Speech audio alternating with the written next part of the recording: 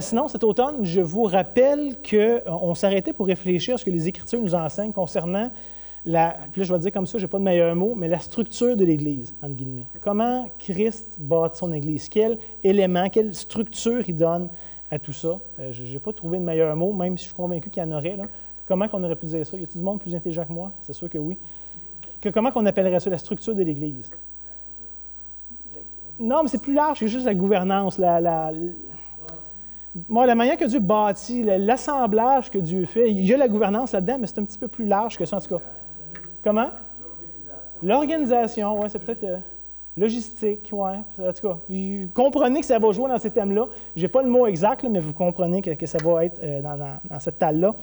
Mais je vous rappelle, on a abordé déjà plus tôt cet automne l'aspect des dons spirituels, en présentant évidemment que chaque disciple de Christ a des dons, est appelé à mettre à profit ses dons, ses capacités, ses opportunités. Oui, pour la gloire de Dieu, évidemment, mais aussi pour l'édification de son Église locale. Hein? Toutes les fois que le Nouveau Testament nous parle des dons, c'est toujours en rapport avec l'édification mutuelle, à l'image du corps, puis on a déjà touché ça, mais aussi pour l'avancement du royaume, pour le bien des nations. Dieu travaille par l'Église, Dieu est dans l'Église et rayonne par l'Église dans les nations. Et donc, on a parlé de ça dans les dernières semaines aussi. Yvon et Jacob ont parlé de l'aspect des qualifications du rôle des diacres, des diaconesses, vous vous rappelez de ça, où c'est un office extrêmement important dans l'Église, qui peut facilement être négligé, je pense, à plusieurs égards, mais que pourtant Dieu donne pour à la fois servir les saints de l'Église, mais à la fois pour garder l'unité dans l'Église. Et donc, ce matin, de manière un peu complémentaire, je vais introduire, comme c'était mentionné, le rôle et la tâche des anciens dans une Église locale. Et c'est avec un peu de, pas de gêne, mais un peu de malaise que j'aborde le sujet, dans le sens que ça donne l'impression que je prêche pour ma paroisse, ou que je suis en train de vouloir me mettre de l'avant. Et ce n'est pas du tout avec cette attitude-là, évidemment, que je le fais. Mais la Bible parle abondamment de ça. Et je pense que c'est un sujet qui est important, qui mérite d'être réfléchi, d'être enseigné. Donc, ce matin, on va toucher le rôle et la tâche des anciens dans une Église locale. Je vous rappelle que le printemps passé, donc lorsqu'on était en titre, on a parlé assez exhaustivement des différentes qualifications des anciens. On avait pris 2 ou 3 dimanches, décortiqué tout ça. Fait que ce matin, je ne le mentionne pas du tout, pas parce que ce n'est pas important, au contraire, mais simplement parce qu'on l'a déjà couvert. Fait que si ça vous intéresse, vous pouvez vous référer à ces vidéos-là qui sont déjà là en ligne. Donc, un peu comme Yvon et Jacob même l'avaient souligné, j'avais apprécié qu'ils l'aient fait. Mais à première vue, on pourrait dire, attends une minute, est-ce que c'est si pertinent que ça de prendre un dimanche pour parler, par exemple, du rôle des anciens? Peut-être vous dites, mais moi, je ne suis pas ancien. Ou peut-être moi, je n'ai aucun désir, aucune aspiration de devenir ancien. Fait que pourquoi est-ce que ça serait pertinent qu'on parle de ça? J'oserais dire, premièrement, parce que la Bible en parle, donc on devrait le considérer si c'est dans la parole de Dieu. Mais pourtant, j'aimerais vous suggérer que c'est crucial que tous les croyants, sans exception, que vous ayez 1 minute de vie chrétienne à votre compteur, que vous soyez un vétéran expérimenté qui avait 80 ans de marche chrétienne, c'est pertinent pour vous d'avoir une compréhension saine, une vision claire du rôle et de la tâche d'un ancien. Parce qu'après tout, et si vous êtes membre ici, vous le savez, là, mais c'est l'Église qui est appelée à reconnaître ses anciens.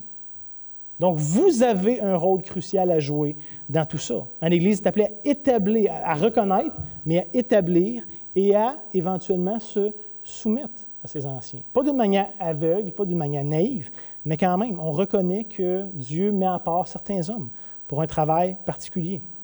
Et deuxièmement, on voit que les anciens sont redevables à Dieu. Oui, ils vont rendre des comptes à Dieu. Dieu va demander des comptes tout particuliers, c'est vrai, mais que les anciens sont aussi redevables à l'Église, de la direction qu'il donne. Donc, c'est important de savoir, mais qu'est-ce que Dieu leur demande? Qu'est-ce que Dieu leur confie? Qu'est-ce qui tombe dans leur coupe à eux et qu'on va les garder redevables, finalement? Donc, l'Église devrait avoir des attentes conséquentes, des attentes cohérentes avec le but et le désir de Dieu par rapport aux anciens. On ne veut pas avoir des attentes trop hautes, on ne veut pas avoir des attentes trop basses, on va avoir quelque chose qui est en accord avec ce que Dieu désire. Donc, je suis profondément convaincu que tous les croyants, sans exception, devraient avoir une saine compréhension, une compréhension claire du rôle et de la tâche des anciens. En vrai, même le Nouveau Testament est très explicite sur ce sujet-là. Comme je disais tantôt, ce matin, je vous dis, on va couvrir large dans la Bible, là. Mais le Nouveau Testament est clair que chaque Église locale saine devrait avoir des anciens. Okay? Pas juste un, pas juste comme si c'était optionnel. Tant mieux s'il y en a, c'est pas grave s'il n'y en a pas. Dans la sagesse, dans la volonté de Dieu, il a voulu établir sur son peuple des anciens. Je vous lis évidemment Tite, chapitre 1, le verset 5, qu'on a déjà couvert le printemps passé. Mais où Paul va dire, « Je t'ai laissé en Crète afin que tu mettes en ordre ce qui reste à régler, et que selon mes instructions, tu établisses des anciens dans chaque ville. » Chaque Église devra avoir des anciens. L'idéal de Dieu va dans ce sens-là. Et on a Timothée, chapitre 3, première lettre, Timothée, chapitre 3, versets 14 et 15, où immédiatement après avoir donné les qualifications à la fois des anciens, à la fois des diacres, des diaconesses, Paul va dire ceci, immédiatement après. Il va dire, « Je t'écris ces choses. » Timothée, écoute bien, là, « avec l'espérance d'aller bientôt vers toi, mais afin que tu saches, si je tarde, comment il faut se conduire dans la maison de Dieu, qui est l'Église du Dieu vivant, la colonne et l'appui de la vérité. » Donc, Timothée, tu as une responsabilité à Éphèse où je t'ai laissé d'établir des anciens. Voici les qualifications, je te rappelle, un peu comme il va faire à Tite, comme on a vu. Et il dit, Timothée, je veux aller te supporter là-dedans, je veux aller t'aider à Éphèse, dans mon désir de passer par cette ville-là, t'accompagner dans l'établissement des anciens dans l'Église. Mais si jamais je tarde, tu vas savoir comment se comporter, comment agir dans l'Église du Dieu vivant, qui est l'appui et la colonne de la vérité. Donc, ici, c'est un concept qui est très clair et très présent dans le Nouveau Testament, mais la question demeure quand même. Au-delà de savoir est-ce que c'est vraiment une exigence biblique, la question demeure, c'est quoi un ancien? Qu'est-ce qu'ils sont appelés à faire? C'est qui ces gens-là précisément et pourquoi est-ce que ça prend des anciens? La Bible répond à ces questions-là aussi. La semaine passée, Jacob, j'ai beaucoup aimé ça, il utilisait l'image d'une brebis avec une banderole, vous vous rappelez, pour parler des diacres et des diaconesses. Il disait, dans le fond, c'est une brebis qui fait partie du troupeau, mais avec un rôle particulier, un appel particulier. Et un peu de la même manière, un ancien est probablement une brebis qui fait partie du troupeau de Christ. Je récupère l'image de Jacob. L'ancien est une brebis avec une banderole. Premièrement, une brebis du troupeau, mais avec un rôle, une responsabilité particulière envers le troupeau. Donc, à la fois brebis, à la fois berger. Pas un plutôt que l'autre, les deux viennent ensemble. Comme on a déjà dit dans le titre, ils sont appelés à être les modèles du troupeau. Fait qu'ils ne sont pas dans une classe à part, intouchable ou je ne sais pas quoi. Ils font eux-mêmes partie du troupeau en étant premièrement une brebis, mais en étant des modèles. Donc, dans la même catégorie, avec les mêmes attentes, finalement, envers eux. Et je sais à quel point est-ce que ce sujet-là peut être sensible en Occident. Je voyais Jonathan qui mâchait ses mots ce matin quand il animait le temps de prière à ce sujet-là. Et peut-être que c'est un sujet qui est tout particulièrement sensible, pas juste en Occident de manière générale, mais peut-être particulièrement pour le peuple québécois. On a souvent une relation particulière avec les autorités de manière générale, mais dans notre propre passé, notre propre peuple. Et je sais qu'il y a des gens dans la salle qui ont connu ça, mais il y a eu un abus tout particulier des autorités dans la religion établie, tout ça. Donc, il y a peut-être une sensibilité particulière. Donc, mon but ce matin, comme à toutes les fois d'ailleurs, là, ça va être de ne pas regarder qu'est-ce que moi j'en pense, mon opinion des choses, pas aux traditions, pas d'un paquet d'éléments, là, mais ça va être d'exposer qu'est-ce que les Écritures ont réellement à dire sur le sujet et comment est-ce que c'est applicable dans notre contexte. Ça, c'est ma tâche ce matin. Et par la suite, notre but comme Église, parce que ce n'est pas juste moi qui fais des stepettes en avant, il y a quelque chose qui devrait être produit. Notre but comme Église devrait être de discerner si ce que je dis est conforme à la parole de Dieu. Pas à votre opinion, pas à votre tradition, pas à vos préférences. Est-ce que c'est conforme aux Écritures? Et si c'est le cas, de chercher à le vivre d'une manière qui va être cohérente. Donc, c'est un peu le plan de match ce matin. Si vous voulez, on va juste se courber ensemble, demander la sagesse au Seigneur qui puisse nous éclairer dans tout ça. Donc, Seigneur notre Dieu, ce matin, encore une fois, on désire entendre ta voix. Au-delà de la mienne qui s'entend par les micros, on désire entendre ta voix résonner par ta parole, ta voix qui résonne dans nos cœurs par le Saint-Esprit que tu nous as donné. Seigneur, viens chasser nos opinions, viens chasser notre incrédulité, viens chasser nos préconceptions des choses. Et donne-nous, je t'en prie, des oreilles pour entendre, donne-nous un cœur plein de zèle pour obéir, pour répondre avec foi. Seigneur, fais-nous voir la beauté de ton Église. Vraiment, c'est ce que je te demande, cette Église précieuse, belle, sans tache ni ride, que tu es en train de construire depuis près de 2 millénaires maintenant, et qu'on va pouvoir enfin voir un jour, lorsque tu vas manifester ton règne. Mais Seigneur, en attendant, aide-nous à voir la beauté de ton Église. Émerveille-nous devant ta grande sagesse, toi qui l'as construit. Pas de la manière dont on l'aurait faite probablement si c'était nous qui étions en charge, mais Seigneur, aide-nous à voir à quel point tu es un sage architecte qui fait toutes choses belles en ton temps. Donc, notre Dieu, on te demande ta sagesse, ton discernement, et que ton esprit produise en nous ce qu'il a besoin de produire. On t'en prie pour ta gloire, premièrement, mais aussi pour notre bien, dans le précieux nom de Jésus. Amen. Donc, ce matin, justement, tomber dans le vif du sujet, dans ce qui nous intéresse, je pense quand même que c'est primordial de réaliser que le concept d'ancien, de pasteur, de berger n'est pas exclusif au christianisme. Okay? Juste prendre pour acquis que ça existait quand même passablement avant. En vrai, ces concepts-là étaient déjà présents dans le judaïsme. On voit ça partout dans l'Ancien Testament depuis des millénaires. Et en réalité, il semble que l'Église primitive a repris ou réutilisé ou réappliqué ces concepts-là, déjà présents, déjà bien établis dans l'Ancien Testament, et qui les ont réappliqués envers le peuple de la Nouvelle Alliance. Évidemment, réinterprétés à la lumière de l'œuvre de Christ. Là. Il y a des choses qui changent, il y a des aspects qui sont de la continuité, d'autres qui sont de la discontinuité dans tout ça. On va en parler un petit peu ce matin. Mais quand même qu'on réalise qu'avec le plein désir de Dieu, dirigé par le Saint-Esprit, les apôtres n'ont pas juste inventé ces choses-là. Ils sont inspirés de ce que Dieu avait déjà fait dans le passé, réinterprété par l'œuvre de Christ. Donc, avant de considérer ce matin le matériel du Nouveau Testament, j'aimerais juste prendre le temps de survoler rapidement le développement de l'anciennat ou du pastorat dans l'Ancien Testament. Et j'avais vraiment l'embarras du choix cette semaine. Comme je vous ai dit, on va se promener pas mal partout dans la Bible aujourd'hui. Je n'ai pas tout pris, ce n'est pas exhaustif. Il y aurait eu des dizaines et des dizaines et des dizaines d'autres textes à considérer.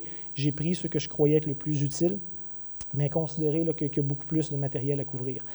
On trouve ça au tout début du livre de Exode, chapitre 4, le verset 29, où Moïse revient en Égypte pour libérer Israël.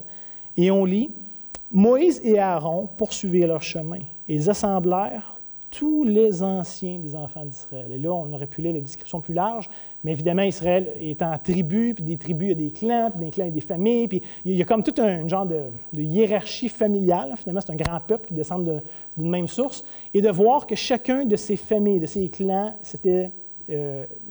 avait, d'une manière ou d'une autre, élu certains représentants. Donc, quand Moïse et Aaron reviennent, il faut en faire avec les anciens, ceux qui représentent l'ensemble, oui, des grandes tribus, mais des clans, des familles et tout le reste. Donc, on a déjà ce concept-là ici qu'on va développer un petit peu, là. Exode 12, 21. Les anciens d'Israël, ceux qui étaient reconnus officiellement, qui avaient un office particulier, étaient des modèles d'obéissance pour tout le troupeau. Si vous connaissez Exode 12, vous savez, c'est quand Dieu établit la Pâque. Le dernier fléau arrive, ça va être la Pâque, le destructeur va passer, mais il va épargner son peuple et tout ça. Et on lit au verset 21, « Moïse appela tous les anciens d'Israël et leur dit, « Allez prendre du bétail pour vos familles et immoler la Pâque. » Donc, tout le peuple est appelé à le faire. Mais il donne ses ordres ou les ordres qu'il a reçus de Dieu sur comment faire la Pâque et tout ça. Et il le donne aux anciens. Les anciens sont appelés des modèles de l'incarner pour eux-mêmes, mais aussi d'enseigner les gens qui servent à obéir à ce que Dieu demande. On voit en Lévitique, le livre de la loi, puis là, c'est un peu aride souvent, mais ce concept-là est présent. On voit en Lévitique, chapitre 4, les versets 13 à 15, que les anciens ont un rôle, une responsabilité face au peuple. On lit « Si c'est toute l'assemblée d'Israël qui a péché involontairement, et sans s'en apercevoir, en faisant contre l'un des commandements de l'Éternel, des choses qui ne doivent point se faire en se rendant ainsi coupables, et que le péché qu'on a commis vienne être découvert, l'assemblée offrira un jeune taureau en sacrifice d'expiation, et on l'amènera, devant la tente de l'assignation. Les anciens d'Israël poseront leurs mains sur la tête du taureau, devant l'Éternel, on égorgera le taureau. » Donc, ils prennent la responsabilité. Ils sont en train de confesser le péché comme étant responsable. Ils ne demandent pas au roi de le faire, ils ne demandent pas au prêtre de le faire, ils ne demandent pas à toutes sortes d'autres choses. Ils ne demandent pas à Moïse de le faire dans la loi de Dieu. Les anciens, ceux qui ont été établis sur le peuple, vont officiellement porter la responsabilité. On voit en Deutéronome, chapitre 19, les versets 11 et 12, que les anciens étaient appelés à rendre justice au peuple. On lit, « Mais si un homme s'enfuit dans une de ces villes, » ici dans le contexte, on parle d'une ville-refuge, on en a parlé quand on était en Josué, si un homme s'enfuit dans l'une de ces villes après avoir dressé des embûches à son prochain, par inimitié contre lui, après l'avoir attaqué et frappé de manière à causer sa mort, les anciens de sa ville, donc chaque ville en Israël a des anciens de cette ville-là, l'enverront saisir, le livreront entre les mains du vengeur du sang, afin qu'il meure. Donc, je ne vous rappelle pas tout le concept des villes refuges et tout ça, là, mais les anciens ont une responsabilité de faire justice, d'examiner les choses. On le voit d'ailleurs en Deutéronome 21, versets 18 et 20, où les anciens doivent examiner les faits, doivent appliquer la loi. On lit si un homme a un fils indocile et rebelle, n'écoutant ni la voix de son père, ni la voix de sa mère, et ne leur obéissant pas même après qu'on l'ait châtié. Le père et la mère le prendront et le mèneront vers les anciens de sa ville. Encore une fois, l'idée de concept, pluralité ancien reconnu dans chaque ville, à la porte du lieu qu'il habite, et le diront aux anciens de sa ville. Voici notre fils qui est indocile et rebelle, n'écoute pas notre voix, il se livre à des excès et d'ivrognerie. Et là, ils sont appelés à examiner les faits, à considérer les choses et à appliquer la loi. Deutéronome 27, 1, ils ont un rôle d'enseigner. Les anciens d'Israël avaient un rôle d'enseigner, de faire respecter la loi. Texte très fort. Moïse, évidemment, qui est une figure emblématique, un type qui nous pointait vers Christ, mais il y a Moïse ici, et les anciens d'Israël donnèrent cet ordre au peuple. Observez tous les commandements que je vous prescris aujourd'hui. Donc, il y a cette idée d'enseignement, de faire respecter la loi de Dieu. On voit en Ruth, chapitre 4, le verset 2, on aurait pu lire presque tout le chapitre de Ruth, beaucoup de détails intéressants à considérer, mais on voit que les anciens ont un rôle, une responsabilité légale, qui agissent quelque part comme des témoins. On voit en Ruth, vous vous rappelez le Boaz, puis Ruth, là, Boaz, lui, il veut racheter Ruth les terres, mais là, il y en a un autre avant lui qui a un droit de rachat prioritaire, puis vous vous rappelez un peu l'histoire? Et on lit Boaz, puis alors 10 hommes parmi les anciens de la ville. Il dit « Asseyez-vous » et ils s'assirent. Et là, il y a toute la discussion entre les deux parties concernées, puis à la fin, ils s'échangent une sandale, qui était la manière dans l'Antiquité de faire un contrat. Évidemment, il n'y a pas de notaire, mais c'était leur manière d'agir. Mais tout ça se faisait devant les anciens de la ville, qui étaient là comme témoins, qui pouvaient rappeler les faits par la suite. On voit en 2 Samuel 5.3 une reconnaissance officielle des anciens parmi le peuple. Regardez ce que les anciens ont fait à ce moment-là. C'est quand même assez intéressant. On dit « Ainsi tous les anciens d'Israël vinrent auprès du roi Hébron, et le roi David fit alliance avec eux à Hébron. Devant l'Éternel, ils oignirent David, roi sur Israël. » Donc les anciens reconnaissent, établissent le roi. Encore une fois, David, dans ce cas-ci, était aussi un type de Christ qui nous pointait vers Christ d'une manière toute particulière. Et finalement, on voit, et on aurait pu passer plusieurs textes encore dans l'Ancien Testament, les prophètes et tout ça, mais on arrive même à Matthieu 16, 21, parce que c'est encore la réalité du temps de Jésus. On ne réalise pas toujours, mais même dans les Évangiles, il y a une bonne partie qui se passe encore dans le contexte de l'Ancien Testament. Et donc, on voit même dans le temps de Jésus, il faisait face à cette réalité-là. On lit, puis c'est un passage de plusieurs, là. Mais dès lors, Jésus commença à faire connaître à ses disciples qu'il fallait qu'il allât à Jérusalem, qu'il souffrit beaucoup de la part des anciens. Il y avait encore ce même système du temps de Jésus, et là, des principaux sacrificateurs, des scribes et tout ça, et qu'il fut mis à mort, qu'il ressuscita le 3e jour. Donc, comme vous voyez, les anciens avaient un rôle formel. Il y avait un rôle reconnu en Israël depuis Moïse jusqu'au temps de Jésus, et c'est partout présent dans l'Ancien Testament.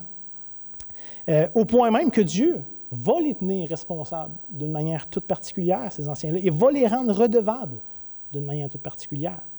Habituellement, en Israël, un ancien, et ce qui est intéressant, c'est que dans l'Ancien Testament, on n'a pas les qualifications d'un ancien pour Israël. On voit ça très clairement pour l'Église, dans le Nouveau Testament. On n'a pas tout à fait ça. Par exemple, on a plusieurs indices et plusieurs documents qui nous viennent de l'histoire qui nous disent qu'habituellement, un ancien, c'est un homme sage, qui avait démontré sa sagesse, son obéissance, sa piété, que sa vie portait des fruits. Fait que c'était pas juste quelqu'un qui était average, qui était dans la moyenne, mais c'est quelqu'un qui avait appliqué, qui avait mis en pratique, qu'on pouvait regarder à lui en disant « OK, wow, je regarde sa vie professionnelle, je regarde sa vie familiale, je regarde... » Et c'est les villes et villages qui reconnaissaient ça de certains hommes particuliers et donc qui les établissaient dans ce rôle-là. Sinon, je pense que c'est très intéressant de dire que dans la parole de Dieu, les anciens, parmi le peuple d'Israël, étaient souvent comparés à des bergers ou à des vignerons. C'est une image qui revient assez périodiquement aussi dans l'Ancien Testament en faisant référence aux anciens du peuple. Et c'est des images qui en disent long sur les rôles, sur les attentes que Dieu avait envers ces gens, qu'il établissait sur son peuple. Et en général, vous savez, on est assez familier avec toute l'imagerie du berger. Ça nous parle de prendre soin, de nourrir, de diriger le troupeau. C'est souvent un thème assez commun dans la Bible. Mais dans le contexte, c'est la charge qu'ont les responsables du peuple de Dieu, en particulier ici sur Israël, de prendre soin, d'enseigner Israël, de diriger ce peuple-là selon les commandements de Dieu, pas selon ce qu'ils pensent, mais selon Dieu, de pointer, de ramener continuellement à Dieu. L'idée des vignerons est essentiellement la même, ça va être de prendre soin et d'entretenir la vigne du Seigneur. En Ésaïe, tout particulièrement, c'est une image qui est utilisée beaucoup, où Israël est la vigne. Et Dieu s'attend de récolter du fruit de sa vigne, de son peuple. Et là, il va se lamenter d'Israël en disant « Comment ça? Est-ce que il n'y a pas de bons fruits de ma vigne? » Il va tenir responsable les vignerons, ceux qui auraient dû entretenir la vigne et lui permettre de croître. Il y a même cet écho-là qu'on voit évidemment dans le Nouveau Testament. Jésus va donner la parabole des vignerons. Et c'est un thème qui revient, encore une fois, jusque dans le Nouveau Testament. Mais si vous êtes moindrement familier avec l'histoire d'Israël, vous savez que malheureusement, la grande majorité des personnes que Dieu avait désignées pour jouer ces rôles-là parmi son peuple ont misérablement échoué. On peut penser à la prêtrise, on peut penser à tout l'aspect des rois, qui souvent ça n'a pas été très glorieux, mais aussi aux anciens. Et la Bible va nous parler énormément de ça. Plutôt que de servir le peuple, ils ont abusé du peuple en se servant de leur position à leur avantage, du rôle ou des responsabilités qu'ils avaient. Ils ont retourné ça pour se servir eux-mêmes. Et on peut voir que Dieu le dénonce régulièrement dans sa parole et il va les condamner continuellement. Je donne quelques exemples. Écoutez le langage, à quel point c'est dur. Dieu garde redevables ces hommes-là de manière toute particulière. Jérémie chapitre 23, les versets 1 et 2. Et ce n'est pas de diminuer la responsabilité du peuple. Ce n'est pas comme si c'est toute la faute des anciens, le peuple, eux autres sont blancs comme neige. Clairement pas. Le peuple est coupable. Le peuple a une responsabilité, mais Dieu va tenir davantage responsable les anciens ou les pasteurs, les bergers de son peuple. Écoutez la lourdeur des déclarations qui sont faites. Dieu dit « Malheur aux pasteurs » ou aux bergers, peut-être dans vos versions, qui détruisent et dispersent le troupeau de mon pâturage, dit l'Éternel. C'est pourquoi ainsi parle l'Éternel, le Dieu d'Israël, sur les pasteurs qui paissent mon peuple. Vous avez dispersé mes brebis, vous les avez chassées, vous n'en avez pas pris soin. Voici, je vous châtierai à cause de la méchanceté de vos actions, dit l'Éternel. On voit Dieu qui chérit son peuple et que c'était dans sa grâce, dans sa bonne providence qui établit des gens sur son peuple pour en prendre soin parce qu'il les aime. Et donc, Dieu va demander des comptes à ceux qui auront établi sur ses brebis. Malgré que, comme je disais, le peuple va être coupable de péché et il va porter une certaine responsabilité, ils vont vivre les conséquences de ça. Mais il y a une faute toute particulière qui est portée contre les dirigeants. On lit en Jérémie 25, 34 à 36. « Gémissez, pasteurs, et criez, roulez-vous dans la cendre, conducteurs du troupeau. Car les jours sont venus où vous allez être égorgés. Je vous briserai et vous tomberez comme un vase de prix. Plus de refuge pour les pasteurs, plus de salut pour les conducteurs du troupeau. » On entend les cris des pasteurs, les gémissements des conducteurs. Gardez en tête ce terme-là, on va y revenir. Les gémissements des conducteurs du troupeau, car l'Éternel ravage leur pâturage. Langage fort. On lit Ésaïe chapitre 3, le verset 14, qui est une référence directe donnée plus tard par la fameuse parabole des vignerons de Jésus. On lit « L'Éternel entre en jugement avec les anciens de son peuple et avec ses chefs. Vous avez brouté la vigne, la dépouille du pauvre dans vos maisons. » Fait que cette idée-là, vous étiez appelés à préserver la vigne, à la faire croître, à l'entourer, et vous l'avez broutée. Vous avez consommé la vigne à votre avantage, plutôt que d'en prendre soin. Ézéchiel 34, et tout le chapitre mérite d'être lu. C'est un chapitre très fort, à bien des égards. J'en lis juste une petite portion aujourd'hui, mais on lit à partir du verset 7. « C'est pourquoi, pasteurs, écoutez la parole de l'Éternel. » Et remarquez ce que Dieu va les tenir responsables.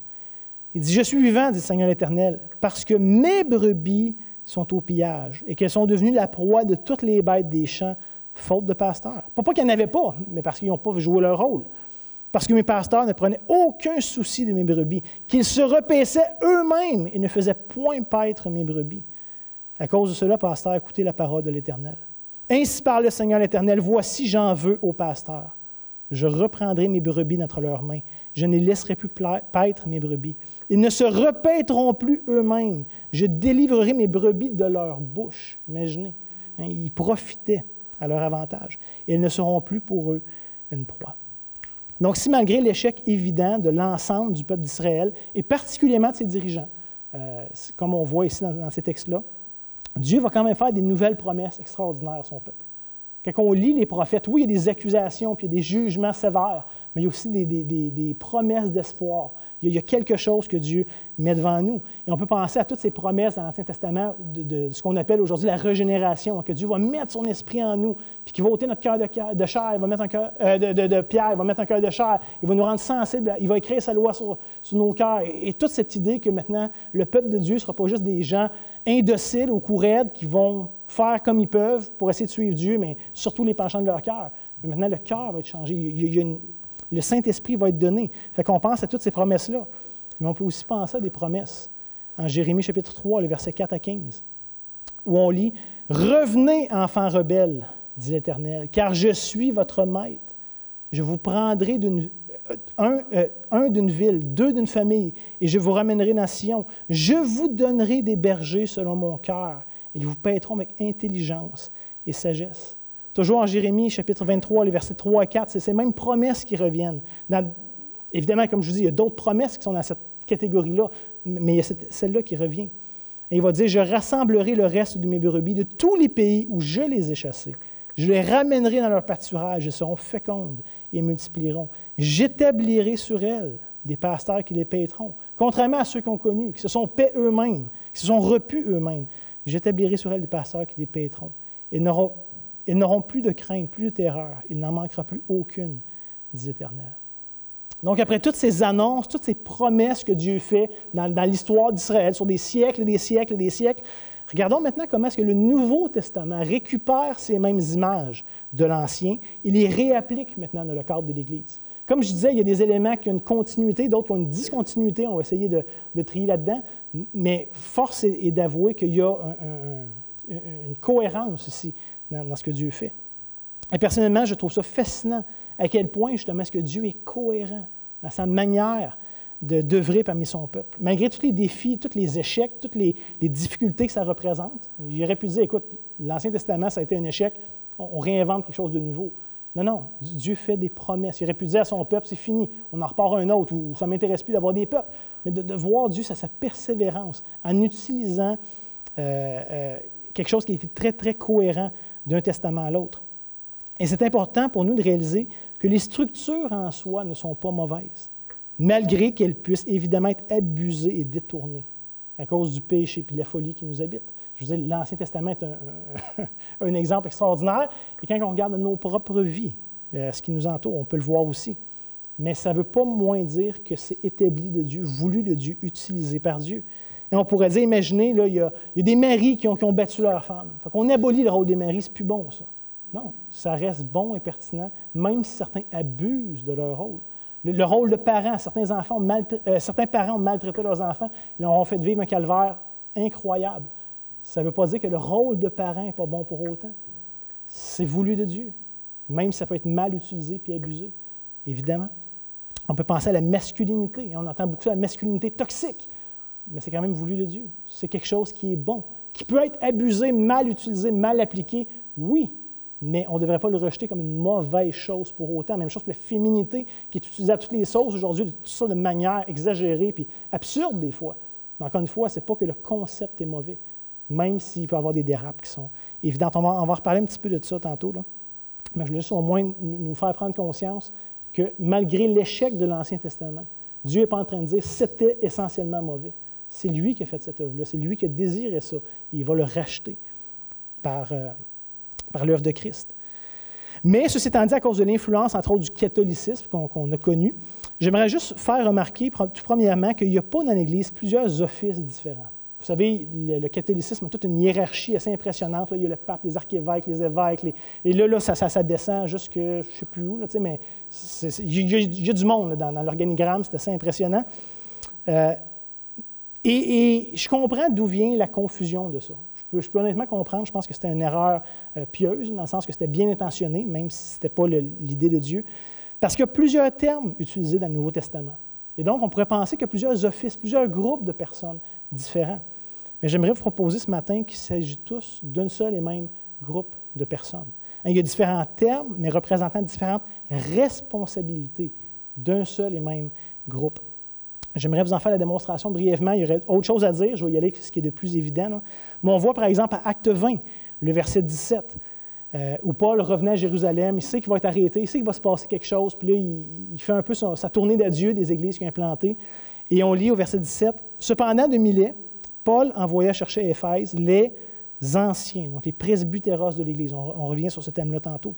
Et au verset 28, donc juste après, en parlant toujours aux anciens d'Éphèse, il n'y a pas de nouveau groupe qui s'ajoute dans l'histoire, vous le lirez pour vous-même, mais on lit « Prenez donc garde à vous-même et à tout le troupeau sur lequel le Saint-Esprit vous établit, évêque, épiscopos. » Fait que là, tout d'un coup, attends, il fait venir les anciens d'Éphèse, mais là, il parle aux évêques. Puis là, ça veut dire, mais qu'est-ce se passe avec ça? On va y revenir. Mais clairement, ici, je vous propose qu'on en fasse 2 termes différents, mais qui sont synonymes, qui désignent une même catégorie de personnes, mais qui présentent juste leur responsabilité. On voit, par exemple, le même élément en Tite, chapitre 1, verset 5. On lit, Paul va dire, « Je t'ai laissé en Crète afin que tu mettes en ordre ce qui reste à régler et que selon mes instructions, tu établisses des anciens, presbytéros. » Et là, il commence la liste de qualifications, verset 6, et il arrive au verset 7. Donc, dans la même lignée, voici les qualifications des anciens. Il va dire qu'il faut que l'évêque, l'épiscopos, soit irréprochable. Il continue dans sa ligne de qualification. Donc, ici, on parle encore une fois de la même catégorie de personnes. Paul a en tête un seul et même groupe en utilisant 2 termes qui sont synonymes. Un peu de la même manière que je suis père puis mari. Il n'y a pas 2 Mathieu Gauthier, un qui est marié avec ma femme puis l'autre qui est père de mes enfants. C'est la même personne, mais qui a 2 rôles, qui a 2 responsabilités différentes. Mais on ne parle quand même pas de 2 personnes. Et on voit Pierre ici, 1 Pierre chapitre 5, les versets 1 à 4, texte bien connu habituellement. On voit que les anciens sont appelés à faire le travail de pasteur, de berger. On lit au verset 1, Pierre qui va dire « Voici les exhortations que j'adresse aux anciens, aux presbytéros, qui sont parmi vous, moi anciens comme eux, témoins des souffrances de Christ et participants de la gloire qui doit être manifestée. » Qu'est-ce qu'il va dire aux anciens? Il va dire « Paissez le troupeau de Dieu. » C'est un langage ici de berger, littéralement. C'est des images qui nous viennent de la bergerie. « Paissez les troupeaux de Dieu qui est sous votre garde, vous les anciens. » Non par contrainte, mais volontairement selon Dieu, non pour un gain sordide, mais avec dévouement, non comme dominant sur ceux qui vous sont échus en partage, mais en étant les modèles du troupeau. Toujours cette même imagerie. Et comme si ce n'était pas déjà assez clair, Pierre termine au verset 4. « Et lorsque le souverain pasteur, ou berger, qui est le même terme, et lorsque le souverain berger ou le souverain pasteur apparaîtra, évidemment c'est de Christ ici qui est question, vous obtiendrez la couronne incorruptible de gloire. » Donc à vous les anciens, je donne des exhortations.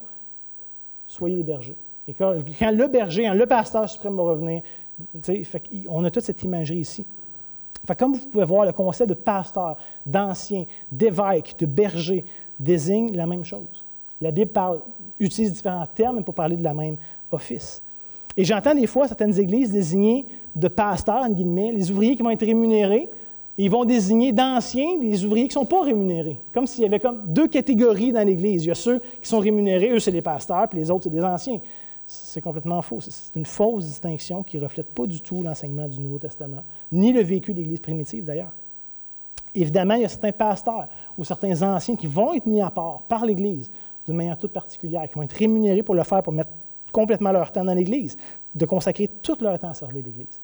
Mais ça ne diminue en rien ceux qui donnent le temps qu'ils ont à l'Église, en ayant un travail pour subvenir à leurs besoins, ou étant peut-être déjà à la retraite, etc.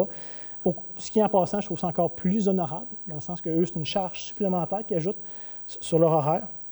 Mais Paul va présenter cette distinction-là à Timothée.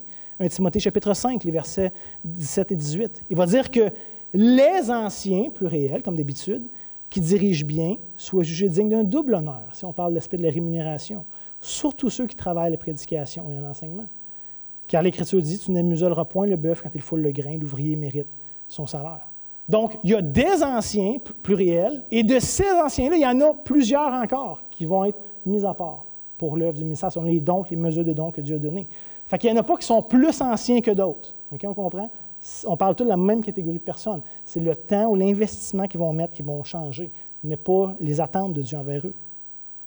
Maintenant, notons qu'il y a essentiellement 4 mots qu'on devrait considérer pour bien comprendre c'est quoi l'identité, c'est quoi le rôle, c'est quoi la tâche des anciens que Dieu établit sur son peuple. Il y a plusieurs des éléments qu'on a déjà vus dans l'Ancien Testament, on va les réviser un petit peu, mais il y a essentiellement 4 termes. Et remarquez que ces 4 termes-là, l'emphase est mise sur ce qu'ils sont et sur ce qu'ils font. Okay? C'est vraiment l'emphase que je veux mettre. Tout premièrement, on voit dans Acte 14, le verset 23, qui est un peu le modus operandi de l'apôtre Paul. C'est ce qu'il fait constamment à travers tout le Nouveau Testament. Lorsqu'il implante des églises, c'est toujours ce qu'il fait. Il nous dit, ils firent nommer des anciens. Si on parle de Paul et Barnabas, il fait nommer des anciens dans chaque église. Et après avoir prié et jeûné, ils les recommandèrent au Seigneur qu'ils avaient cru. Ça, c'est le modus operandi classique. C'est ce que faisait l'apôtre Paul dans toutes les circonstances qu'on le voit implanter des églises dans le Nouveau Testament. Donc, ici, on a le terme « ancien », presbytéros, on l'a déjà vu précédemment, mais c'est le mot le plus utilisé du Nouveau Testament pour nous parler de l'office des pasteurs. C'est un mot qui est extrêmement commun, qui veut simplement dire ancien. La traduction est très, très bonne pour ça. Et comme on l'a vu, c'est l'équivalent du concept présent à travers tout l'Ancien Testament lorsqu'il parlait des anciens sur le peuple. C'est l'idée qu'un ancien en rapport avec la sagesse, la maturité, avec l'expérience. Pas nécessairement l'âge, malgré que souvent c'est implicite. Ce serait surprenant qu'un ancien de 8 ans. Habituellement, on s'attend de voir une certaine maturation qui prend du temps, mais certains vont arriver plus tard, d'autres plus tôt. On n'est pas égal dans tout ça, là. Mais ici, c'est en rapport avec la sagesse, la maturité, l'expérience. Le terme « ancien » fait référence à ça. Okay? Quand on parle d'un ancien, on ne devrait pas penser à un enfant. On parle de quelqu'un d'habituellement d'un certain âge, idéalement qui a les cheveux gris, malgré que ce ne soit pas une qualification donnée par le Seigneur, là. Donc, en Israël, comme on a vu, chaque ville et village établissait des gens qui étaient reconnus pour leur sagesse, pour leur expérience, pour leur piété, pour d'avoir démontré vivre une vie sage en accord avec les Écritures. Et donc, étaient considérés sur toutes sortes d'enjeux. C'était officiel, c'était reconnu, il y avait quelque chose de formel dans tout ça. Et évidemment, il y a un lien très intéressant à faire entre ces anciens dans l'Ancien Testament et les anciens dans le Nouveau Testament, qui sont appelés à prendre responsabilité, à avoir une communauté locale, une église locale. Évidemment, on ne marche plus par ville et village, mais on marche par communauté locale, dans chaque ville et village. Mais idéalement, en tout cas, il devrait en avoir dans chaque ville et village. Vous comprendrez qu'au Québec, on n'a pas ce privilège-là encore. Sinon, on voit en 1 Timothée, chapitre 3, le verset 1, on lit « Cette parole est certaine, si quelqu'un aspire à la charge d'évêque, il désire une œuvre excellente. » Donc ici, on a « épiscopos » qui est souvent traduit soit par « évêque » dans vos versions, ou par « surveillant ». Évêque, c'est comme le terme technique, surveillant, c'est la traduction littérale ici du mot « épiscopos ». Et dans le sens original du mot, c'est ça, ce n'est pas un titre, c'est une responsabilité. Fait que ce n'est pas un office que tu occupes, où est-ce que tu as le titre évêque, c'est la responsabilité. Ça décrit ce qui était appelé à faire. Ceux et celles, c'est-à-dire, qui sont reconnus dans ce poste-là. Donc, c'est l'idée ici que les pasteurs se doivent de veiller sur le bien du peuple de Dieu. Un peu comme les bergers, on va voir l'autre terme tantôt, mais comme les bergers qui surveillent, qui scrutent le troupeau, les anciens sont appelés à veiller sur le bien de l'Église. Ils sont appelés à surveiller l'Église, en détectant les loups, les hérésies, tout ce qui pourrait faire du tort aux brebis, tout ce qui pourrait briser l'unité, tout ce qui pourrait aller dans une voie mauvaise, sont appelés à surveiller, à s'assurer du bien de l'ensemble. Il y a une espèce générale ici, dans tout ça. Paul va écrire en Éphésiens 4,11, verset bien connu, qu'on est habitué. Il va dire « Il a donné les uns comme apôtres, les autres comme prophètes, les autres comme évangélistes, les autres comme pasteurs et docteurs. » Donc, c'est poimen, pasteur, qui veut littéralement dire berger. Par exemple, quand Jésus est en train de naître, il y a des anges qui vont apparaître au poimen, au berger. Littéralement, c'était du monde qui avait des brebis, là. Mais ce même terme est repris, réappliqué pour ceux qui vont donner des soins à l'Église. C'est l'image que finalement Dieu, qui est le grand berger par excellence, va établir des sous-bergers pour prendre soin de son troupeau. Dans les jugements que Dieu donnait à Israël, une des choses, c'est ça. Vous avez méprisé mes brebis. Vous avez abusé de mes brebis. Ce n'est pas l'idée qu'un ancien a son troupeau à lui, c'est les brebis du Seigneur. On est établi comme sous-berger pour prendre soin des brebis d'un autre. Et donc, c'est l'image que Dieu est le grand berger et qui établit des sous-bergers pour prendre soin de son troupeau, pour les conduire, pour les nourrir, pour les enseigner. Et comme on va le voir bientôt, comme je l'ai déjà dit, c'est un titre qui revient souvent en rapport avec Christ, qui est le bon berger par excellence. Ça nous pointe vers lui, ça nous permet de connaître un aspect de la personne de Christ. Et finalement, le dernier terme, on le trouve en Hébreux 13,7. On le voit ailleurs aussi dans le Nouveau Testament, mais ce texte-là, je le trouve intéressant. On lit « Souvenez-vous de vos conducteurs ». C'est un terme aussi que les anciens d'Israël étaient appelés. Mais souvenez-vous de vos conducteurs qui vous ont annoncé la parole de Dieu. Considérez quelle a été la fin de leur vie et imitez leur foi. Donc, encore une fois, cette idée, ils sont des modèles. Donc, si conducteur, egéomai, dans le grec, sous-entend l'idée d'autorité, de responsabilité. C'est vraiment un mot chargé de sens. Par exemple, en Hébreux 13,17, donc juste quelques versets plus loin, on va demander aux croyants de se soumettre à leur conducteur, mais tout en rappelant aux anciens qu'ils vont devoir rendre des comptes des âmes qui leur ont été confiées. Fait que ce n'est pas juste un power trip, là, puis les gens sont appelés à faire ce qu'ils veulent. Il y a des comptes à rendre. Ce n'est pas selon ce qu'eux pensent qui est bon, c'est selon ce que Dieu dit que les choses sont. Donc, clairement, cette notion de diriger, de conduire, qui est inhérente à la tâche d'un conducteur, à la charge d'un ancien, d'un pasteur, d'un évêque. Comme on vient de voir, c'est tous des synonymes qui décrivent les mêmes personnes, qui décrivent les mêmes fonctions, les mêmes responsabilités. Ce qui va être de diriger le troupeau, de le nourrir, de l'enseigner, de le soigner, de le reprendre, de le surveiller. Et en vrai, comme c'était le cas pour le homonyme de l'Ancien Testament, les anciens, les pasteurs vont devoir rendre des comptes d'une manière toute particulière à Dieu. Comme le disait Peter Parker, à grand pouvoir vient grande responsabilité. Il y a quelque chose de supplémentaire que Dieu va demander à certains qu'il ne demandera pas à d'autres. De la même manière que si vous n'êtes pas père, par exemple, il y a des parties de la Bible qui ne s'appliquent pas à vous.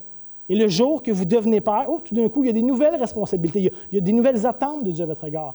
Et c'est un peu la même chose ici, pour les anciens. On lit, comme ça a été lu tantôt, Hébreux chapitre 13, verset 17.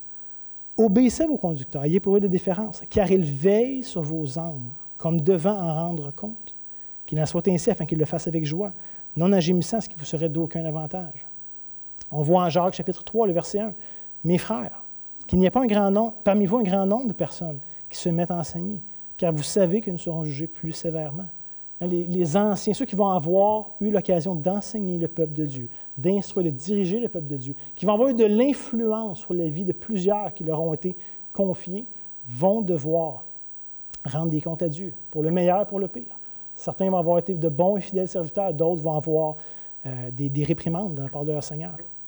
On voit ce même principe en Luc chapitre 12, le verset 48, qui n'est pas un texte qui parle explicitement aux anciens, mais je pense que le principe est là. Jésus lui-même va dire, « Mais celui qui, ne l'ayant pas connu, a fait des choses dignes de châtiment, sera battu de peu de coups. On demandera beaucoup à qui on a beaucoup donné. On exigera davantage de celui à qui on a beaucoup confié. » Comme je vous disais, ce n'est pas un texte explicitement aux anciens. Je pense qu'il y a un principe qui est là en général dans l'Église, mais qui s'applique tout particulièrement aux anciens. Donc, voyez-vous, c'est quelque chose de très important. La Bible en parle explicitement et qui ne devrait pas être pris à la légère, qui ne devrait pas être traité avec légèreté. Et c'est pourquoi est-ce qu'on veut vraiment s'investir dans la formation pratique, dans la formation théologique de ceux qui aspirent au rôle d'anciens, mais tout en prenant notre temps. On comprend qu'on n'est pas pressé, que ce n'est pas une course. On veut prendre le temps de discerner, de peser, de voir à travers tout ça. Et c'est pourquoi aussi, est-ce qu'on veut absolument impliquer tous les membres de l'Église dans ce processus-là? Vous avez un rôle important à jouer. Et en passant, pas pour créer des anciens. Personne n'est capable de créer des anciens. Dieu les donne à l'Église. Il les doue et il les donne. Et notre rôle, par exemple, comme Église, va être de reconnaître ceux que Dieu met au milieu de nous, de les accompagner, de les former, de les qualifier, et à la fin de se soumettre à ces hommes-là que Dieu a généreusement pourvus dans sa provision et dans sa grâce. Pas d'une manière naïve, pas d'une manière aveugle, mais il y a quand même cette attente ici qui est donnée dans le Nouveau Testament. Depuis le tout début de la création du monde, on peut voir que l'Éternel est un Dieu d'ordre. Il y a quelque chose que Dieu fait. Il établit des structures, il établit des offices, des rôles. Et on voit que Dieu établit des structures pour éviter le chaos, pour gérer le chaos. Dieu établit des couples. Dieu établit des familles. Dieu établit des leaders, des responsables, des rois, des prophètes, des sacrificateurs, des gouvernements, des autorités civiles, des magistrats, des gens élevés en dignité, pour reprendre certains des termes de la Bible. Dieu établit ces structures-là. Et bien évidemment, comme on l'a vu avec les autorités d'Israël dans l'Ancien Testament, ces structures-là ne sont pas infaillibles. Okay? Ce n'est pas blindé, ce n'est pas sûr que tout va bien fonctionner. Non, ce n'est pas infaillible. Mais quand même, elles sont voulues, elles sont établies, elles sont utilisées par Dieu pour la bonne marche des choses et pour l'avancement de son plan, de son royaume, de ses fins. Et l'apôtre Paul est tellement convaincu de cette réalité-là qu'il va affirmer, et je trouve ça quand même assez fort comme mot, qu'il va affirmer que ceux qui s'opposent aux autorités, aux structures que Dieu établit, s'opposent directement à Dieu, qui les a établies. Il y a quand même quelque chose de fort à considérer. Ça pourrait peut-être nous insécuriser de savoir, attends, Dieu, tu utilises des êtres humains fragiles, faibles, charnels, des fois même des non-croyants qui te maudissent et qui n'ont aucun égard par rapport à toi. Dieu, tu utilises ce monde-là pour avancer tes affaires, pour avancer ton plan. Il me semble que ce n'est pas trop rassurant pour nous. Mais en même temps, si on croit vraiment à la souveraineté de Dieu, ça ne devrait pas causer de problème. De savoir que Dieu est capable d'utiliser le mal, de le transformer en bien. Et en même temps, parce qu'on croit à la souveraineté de Dieu, je crois sincèrement que d'avoir des autorités imparfaites est quand même beaucoup mieux de ne pas avoir d'autorité du tout, puis de retomber dans le temps des juges. Chacun faisait ce qui lui semblait bon. Il y a eu un mouvement aux États-Unis, « Defund the police ». On ne veut plus avoir de police. Tabarouette, moi, je ne veux pas aller là s'il n'y a pas de police. Si n'importe qui peut faire n'importe quoi, conduire à la limite qu'il veut, faire le stop si ça y tente, payer à l'épicerie si ça y tente ou pas, puis aucune conséquence de personne, man, ça, c'est de l'anarchie. Certains voient ça comme la meilleure chose qui pourrait arriver à l'humanité. Moi, je vois ça comme la pire chose qui pourrait arriver. On a vu dans le temps des juges ce que ça faisait, et c'est pas glorieux. Là. Si vous ne savez pas c'est quoi le livre des juges, prenez le temps de le lire. C'est pas pire au début, puis ça descend rapidement. Là. On est en chute libre. L'idée que Dieu établit de l'ordre par des autorités, ça devrait nous rassurer plutôt que nous amener à être insécures, même si ces autorités-là ne sont pas parfaites, évidemment. Frères et sœurs, ceci étant dit, réalisons que comme toutes les choses de la Bible, ce sont des ombres qui pointent vers une réalité plus grande, qui pointent vers Christ. À la fin, toutes les autorités, toutes les structures pointent vers le roi des rois, l'autorité par excellence. C'est notre Sauveur bien-aimé qui a reçu tout pouvoir, toute autorité. C'est ce qu'il affirme en tout cas. Le croyez-vous? Que c'est lui qui règne. Qu'il n'y a rien qui se passe sur cette planète, à l'heure où je vous parle, qui n'a pas passé par sa permission avant d'arriver. Je vois du monde insécure par rapport à ce qui se passe en Ukraine, puis en Israël, puis le monde est en train de perdre de la tête, puis un, c'est pas nouveau, mais deux, ça n'a pas échappé au contrôle de Christ.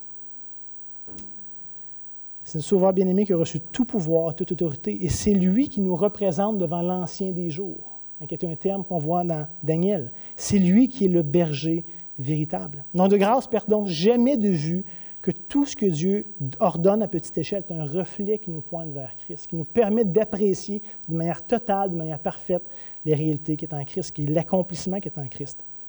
Rapidement, Daniel, chapitre 7, le verset 13 et 14, vous vous rappelez, c'est cette idée de, là, on a l'Ancien des jours qui représente Dieu, et regardez ce qu'on y voit. Je regardais pendant mes visions nocturnes, et voici, sur les nuées des cieux arriva quelqu'un qui ressembla, de semblable à un fils d'homme. Il s'avança vers l'Ancien des jours, l'Ancien par excellence, et on le fit approcher de lui. On lui donna la domination, la gloire et le règne, et tous les peuples, les nations, les hommes de toute langue le servirent. Sa domination est une domination éternelle qui ne passera point, et son règne ne sera jamais détruit. C'est de Christ ici qui est question. L'Ancien des jours lui donne tout pouvoir, toute autorité. On voit Hébreux chapitre 13, le verset 20, « Que le Dieu de paix, qui a ramené entre les morts le grand pasteur des brebis par le sang d'une alliance éternelle, notre Seigneur Jésus. » Frères et sœurs, notre temple peut être en paix. On a un berger qui nous connaît, qui veille sur nous, qui nous a rachetés, qui n'est pas limité, qui n'est pas infidèle, qui n'est pas méchant, qui n'est pas abusif envers son peuple, mais qui a donné son sang pour ses brebis. On voit en Pierre, chapitre 2, le verset 25, ce même concept. Pierre va dire, car vous étiez comme des brebis errantes, mais maintenant vous êtes retournés vers le pasteur, le gardien de vos âmes. J'espère que vous avez un pasteur, j'espère que vous avez le gardien de vos âmes, j'espère que vous avez Christ, que vous le connaissez réellement. Donc, soyons reconnaissants pour ces structures temporaires qui sont là pendant un temps, jusqu'au retour de Christ, mais encore bien plus. Regardons pas juste à ça. Ils n'ont pas un regard tellement focusé ici-bas qu'on manque les finalités. Regardons plus loin, où tout ça va prendre un sens alors que Christ va revenir un jour. Frères et sœurs, je sais à quel point est-ce qu'on a hâte d'être pleinement unis à Christ. On a goûté déjà partiellement à cette union-là, mais on n'a pas consommé pleinement. Je sais qu'on a hâte de pouvoir vivre pleinement avec lui. Mais pour l'instant, c'est encore quelque chose de futur. C'est encore quelque chose qu'on contemple en espérance, nous dit l'apôtre Paul. On n'espère pas ce qu'on a reçu pleinement. Il y a quelque chose qui a été établi, mais il y a encore quelque chose à venir. Mais en attendant, utilisons tous les moyens de grâce que Dieu nous donne et cherchons à vivre pleinement ce qu'il désire actuellement pour son peuple, pour son Église. C'est ce que Dieu a pourvu pour le temps dans lequel on est, jusqu'à son retour. Réalisons que c'est une grâce pour chaque Église locale d'avoir des anciens qualifiés. C'est une démonstration de la bonté, de l'amour, de la sagesse de Dieu envers son peuple. Est-ce qu'on réalise ça? Est-ce qu'on croit ça? Ce n'est pas quelque chose qui devrait être méprisé, ce n'est pas quelque chose qui devrait être pris pour acquis, au contraire. Et comme je disais, c'est extrêmement gênant pour moi de dire ça. J'ai l'impression de prêcher pour ma paroisse, et ce n'est pas ce que je veux faire. Mais c'est quand même le témoignage clair des Écritures. Et je ne veux pas dire autrement, je ne peux pas dire autrement. Je termine ce matin simplement avec Éphésiens, chapitre 4, les versets 7 à 15. Texte bien connu. Mais avec tout ce qui a été vu, tout réfléchi, tout ce qu'on a dit ce matin, réappréciez-le peut-être avec un angle nouveau. Paul écrit, « Mais à chacun de nous, la grâce a été donnée selon la mesure du don de Christ. » Est-ce que Christ est reconnu pour faire des petits dons? Des choses méprisables, des choses banales? Non. selon la mesure du don de Christ. C'est pourquoi il est dit, étant monté en haut, il a amené des captifs, il a fait des dons aux hommes. Dieu donne des dons à tous, mais il donne aussi des hommes doués. C'est ce que Paul est en train de dire ici. Tout le monde a des dons, mais il y a des hommes doués que Dieu donne à l'Église. Or, que signifie, il est monté, sinon qu'il est aussi descendu dans les régions inférieures de la terre. Celui qui est descendu est le même qui est monté au-dessus de tous les cieux afin de remplir toutes choses. Et voici comment se manifeste sa sagesse, les dons qu'il va donner à l'Église.